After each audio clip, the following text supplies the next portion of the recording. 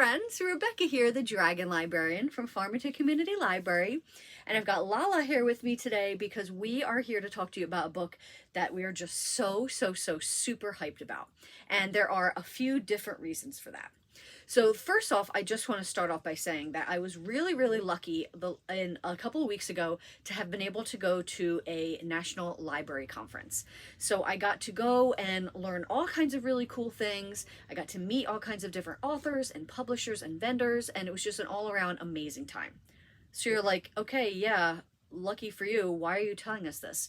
Well, the reason I'm telling you this, and you're probably going to be tired of hearing about me talking about this conference in the weeks to come, is because I was really lucky to be able to get a lot of YA books and all kinds of other books too, but specifically YA books that have not been published yet.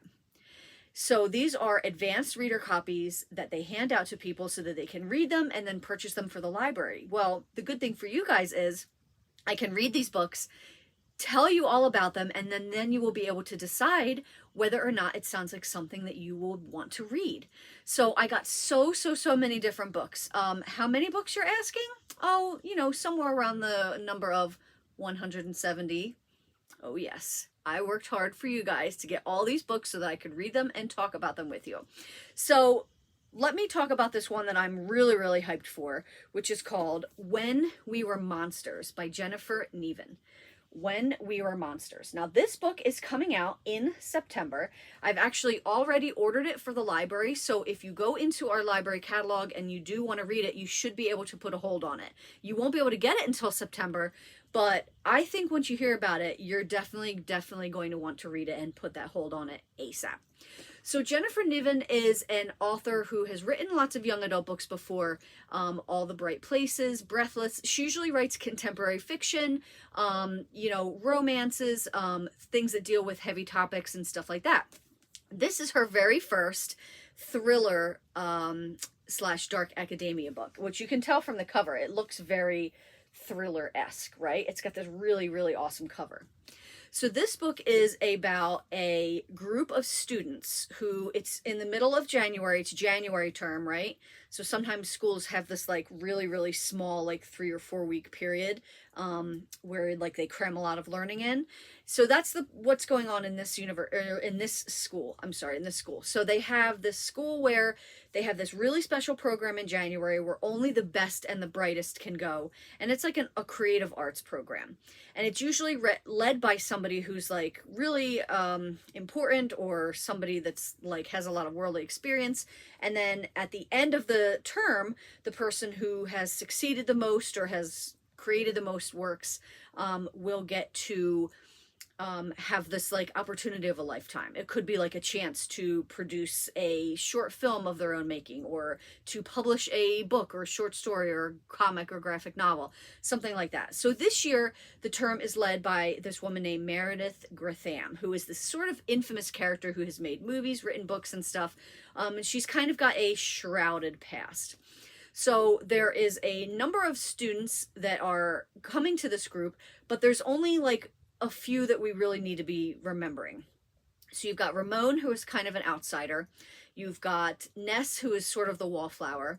You've got Isaac, who is like the legacy kid who has these parents who expect all these great things from him. And then you've got Effie, the orphan. Now the book is told from 2 different points of view, Effie and Arlo. Forgot to tell you about Arlo. He is somebody from Effie's past who has his own shrouded past with a tragic event that happened. So all of them are at this this January semester pretty much, and they're at this house in the middle of the woods where the founder of the school used to live. So it's this really secluded area. It's in the middle of winter, so there's snow, they're shut off, there's not a good Wi-Fi reception, all that stuff. So as the numbers start whittling down and she starts sending people back home, they don't cut it, she doesn't think they're going to work out. It's basically eventually left to these particular students. You've got Ramon, Arlo, Effie, Ness, and Isaac. And as the days progress, this Meredith starts to have them take these different risks to prove that they can think outside the box and have what it takes to make it in the creative world. And these risks start to become like more and more dangerous and scary. and she has them opening up like these deep, dark secrets that they have. And the lines really start to blur between everything, and the students actually start to maybe turn on each other. And are they going to turn on Meredith too? What is really going on here in this situation? There is so many really interesting things going on with this book. The other thing I really want to talk about is how amazing the writing is. Like, the dialogue in this book is really good. The descriptions of everything, absolutely perfect. This book is very atmospheric. Like, the setting is really important, and everything that is described just felt so real and crisp and visceral that it really just sucked me right into the book as I was reading, and it was really hard to step away from it when I was done. Loved it. There's lots of twists. There's lots of exciting turns and unexpected developments. And what's really cool is the beginning of the book, like the first paragraph, really hooks you, because the beginning of the book tells you how it's going to end, and it's a bit of a surprise. You're like, whoa, what? And then it backtracks, and then you're finding out what leads up to that point.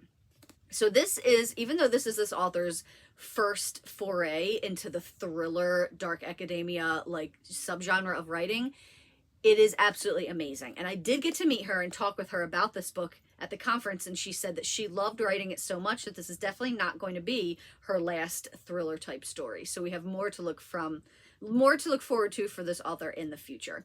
I thought this book was absolutely fantastic. I loved everything about it. I think if you love thrillers, or you're looking for something different and new, give this one a shot. Like I said, you can put this on hold now. When We Were Monsters. Well, that's one of the ones that I'm so excited to talk with you guys about today. I hope it sounds really interesting and intriguing. Maybe you're already a Jennifer Niven fan, and if you're not, maybe you want to give this one a shot. Maybe you're just somebody who really likes thrillers and you're looking for the next best thing. So this is going to be it for sure. I know it's going to be a hit this fall. Put it on hold now at Farmington Community Library, and get yourself on that hold list so that you can read it as soon as it comes out in September. Thank you so very much for watching, my friends, and I hope you have a wonderful rest of the day.